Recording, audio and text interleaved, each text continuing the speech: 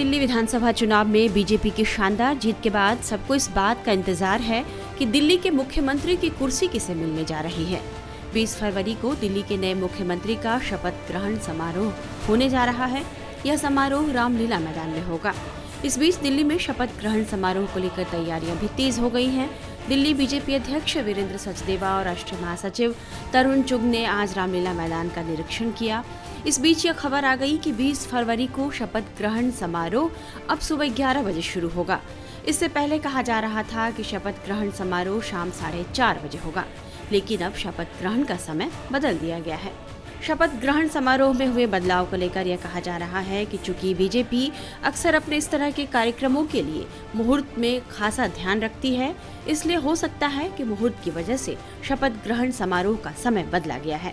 हालांकि आधिकारिक तौर पर अभी इस पर कुछ भी नहीं कहा गया। दूसरी तरफ मुख्यमंत्री कौन होगा, इस पर अभी भी सस्पेंस बना हुआ है।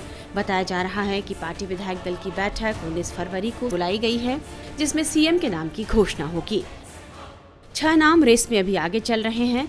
इसमें सबसे पहला नाम दिल्ली के पूर्व मुख्यमंत्री और आम आदमी पार्टी के सबसे बड़े नेता अरविंद केजरीवाल को हराने वाले परवेश वर्मा का है।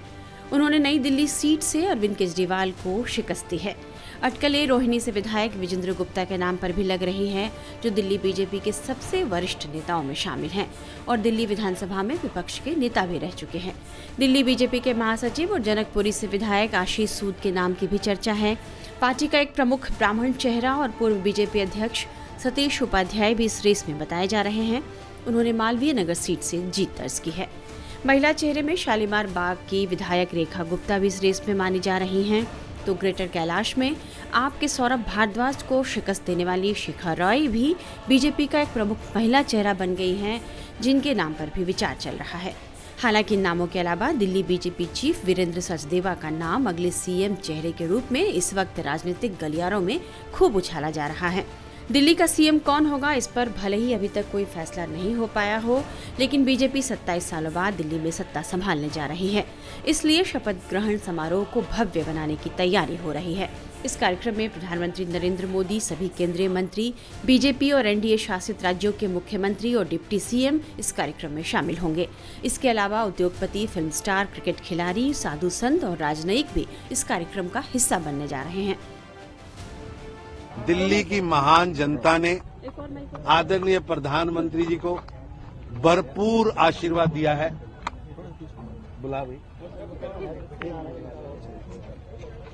भरपूर आशीर्वाद दिया है और जनता का आशीर्वाद जो जनादेश में बदला है और भारतीय जनता पार्टी को ऐतिहासिक विजय दिल्ली में मिली। इसलिए ऐतिहासिक कार्यक्रम श्री रामलीला मैदान में 20 तारीख को होगा। उसकी तैयारियां युद्ध स्तर पर लगी हैं। दिल्ली का हर व्यक्ति, हर एसोसिएशन, समाज का हर वर्ग उत्साहित है, पार्टी को संपर्क कर रहा है। हम आना चाहते हैं और इस ऐतिहासिक कार्यक्रम का हिस्सा बनना चाहते हैं।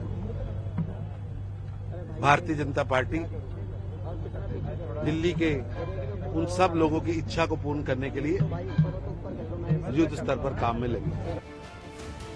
दूसरी तरफ सीएम चुनने में बीजेपी की तरफ से हो रही देरी को लेकर दिल्ली की कार्यकारी मुख्यमंत्री आतिशी ने बीजेपी पर भारी तंज कसा है। लेकिन भारतीय जनता पार्टी मुख्यमंत्री पर निर्णय नहीं ले पाई है। आज ये बिल्कुल साबित हो गया है दिल्ली वालों के सामने कि भारतीय जनता पार्टी के पास मुख्यमंत्री का कोई भी चेहरा नहीं है। दिल्ली की सरकार चलाने के लिए उनके पास एक भी व्यक्ति नहीं है जिसका वो चयन करके उसको मुख्यमंत्री बना सकते हैं। एक भी विधायक सरकार चलाने की योग्यता नहीं रखता है। उनको पता है कि इन 48 विधायकों का एक ही काम है, लूट खसौट करना, दिल्ली की जनता को लूटना, दिल्ली के पैसे की बंदर बाट करना। और इसीलिए 10 दिन बीतने के बाद भी प्रधानमंत्री नरेंद्र मोदी जी इन 48 विधायकों में से एक विधायक पर भी भरोसा नहीं कर पाए हैं, उसको मुख्यमंत्री नहीं बना पाए हैं। वहीं बीजेपी ने भी आतिशी के इन आरोपों पर पलटवार किया है। इसका बड़ा कारण है कि ना तो इनके पास कोई विचार है, ना कोई दृष्टिकोण है और ना ही दिल्ली के विकास का कोई रोड मैप था। 10 साल दिल्ली बेहाल जिन्होंने की, उनको तो दिल्ली की जनता ने सजा दे दी। लेकिन मेरा ये मानना है कि इनको आत्ममंथन करना चाहिए और कहाँ कहाँ क्या क्या इन्होंने ब्लंडर किए, दिल्ली के लोगों को किस तरह सताया, उन्हें किस तरह ठगा, किस तरह उनके अरमानों को पर पानी फेरा, उस पर जरूर विचार करना चाहिए। अभी तक इस तरह का कोई मंथन इस पार्टी ने नहीं किया है और अगर ये इस तरह का मंथन नहीं करते हैं तो निश्चित रूप से इनके विघटन का ये भी एक बहुत बड़ा कारण बनेगा। कल उनकी पार्टी संगठन की बैठक थी, गोपाल राय ने बैठक की, उन्होंने कहा कि 43%, 5% लोगों ने, 6% लोगों ने हमें वोट दिया। इसका मतलब है कि बड़ी संख्या में लोग हम पे भरोसा जताते हैं। मैंने बताया ना, जब चारों बड़े नेता हार गए उसके बाद भी अगर अकड़ नहीं गई है, रस्सी जल गई पर बल नहीं गए। और आत्मसंतोष तो कहीं भी कर लो, लेकिन वास्तविकता तो ये है कि केजरीवाल खुद हार गए। बहुत बड़ी बातें करने वाले लोग खुद चुनाव हार रहे हैं। दूसरों की सीटों पर ये बताने की कोशिश करने वाले कि इनको हम जीतने नहीं देंगे या इनको हम इनके सीट का फैसला हम करेंगे, जनता नहीं करेगी, हम करेंगे, तो इस घमंड को तो चूर होना ही था। बीजेपी की क्या रणनीति है आगामी दिनों को लेकर? भारतीय जनता पार्टी का एक एक कार्यकर्ता प्रफुल्लित है।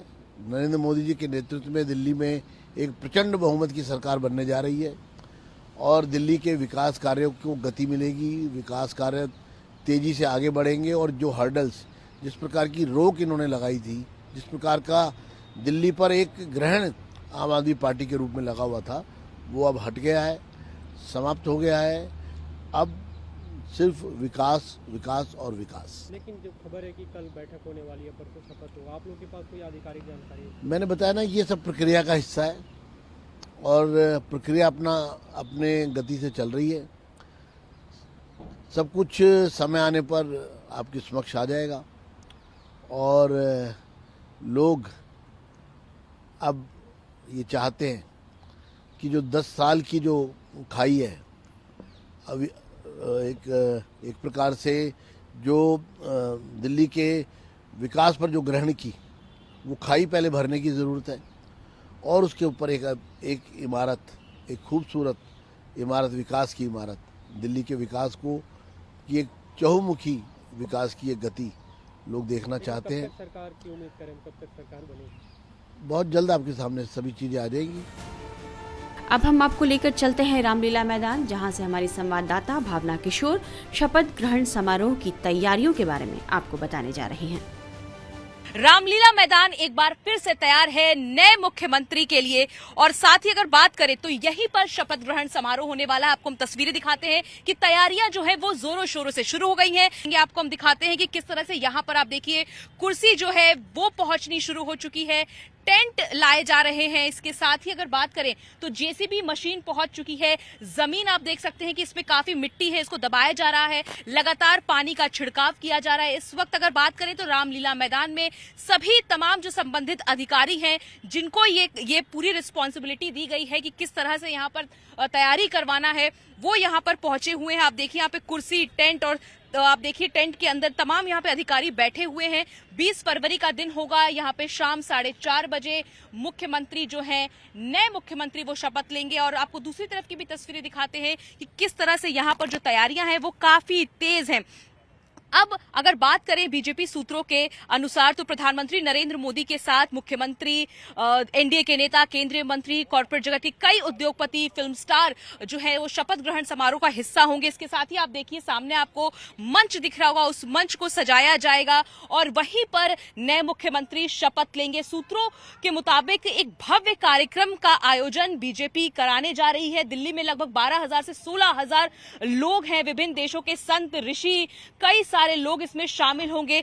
अब सवाल उठता है कि आखिरकार मुख्यमंत्री कौन बनने वाला है, इसकी भी चर्चा जोरों शोरों से है। आने वाले कुछ दिनों में विधायक दल की बैठक होगी और उसमें वो चेहरा निकलकर सामने आएगा, दिल्ली का मुख्यमंत्री कौन होगा। एक बार फिर से आपको हम तस्वीर दिखाते हैं कि आप यहाँ पर देख सकते हैं कि किस तरह से टेंट जो है वो पहुंचने लगे हैं, तमाम सारे कुर्सियां जो है वो पहुंचने लगी हैं, यानी कि रामलीला मैदान में एक बार फिर से भव्य कार्यक्रम होगा। और इस बार 26 साल बाद बीजेपी की सरकार दिल्ली में बनने जा रही है और सबकी नजर इसी बात पर है कि वो मुख्यमंत्री का चेहरा कौन होगा